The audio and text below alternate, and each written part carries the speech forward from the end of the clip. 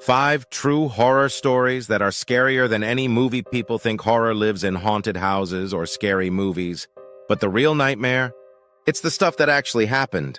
Let's start with a night that should have been just another shift at work, but turned into a missing persons case with a horrifying twist. In 2013, 18-year-old Kendrick Johnson was found dead inside a rolled-up gym mat at his high school. Authorities claimed it was an accident. He fell in trying to get his shoe. But here's what makes it terrifying. His body was discovered upside down, his organs were mysteriously missing, and surveillance footage was accidentally deleted. The case was closed, but the internet hasn't forgotten. And neither have the people who believe it was murder. In Japan, there's a forest so silent it's called the perfect place to die. Aokigahara, also known as the suicide forest, sits at the base of Mount Fuji.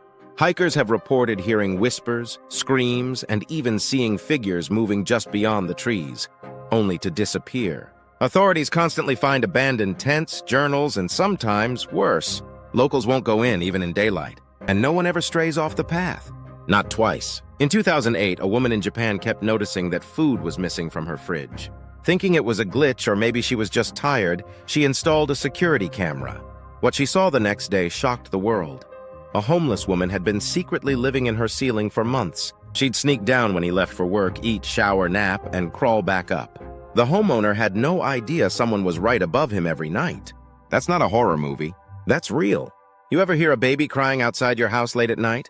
Don't open the door! In 2010, a woman in Texas reported hearing an infant crying outside her home after midnight. But when she opened the door, no one was there. Just silence.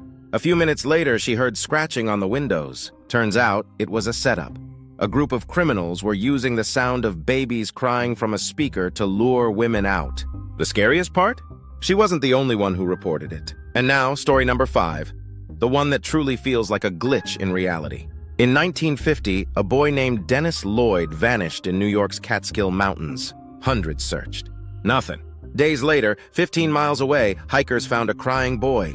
He matched Dennis's photo exactly. Same clothes, same features. But when they brought him back to town, Dennis's mother looked at the boy and said, "That's not my son." The boy had no memory, no identity, and no one ever found the real Dennis. Some believe it was a time slip. Others say something replaced him. The boy lived under a different name until he died. His real identity was never confirmed. Truth is, the most terrifying stories aren't fiction.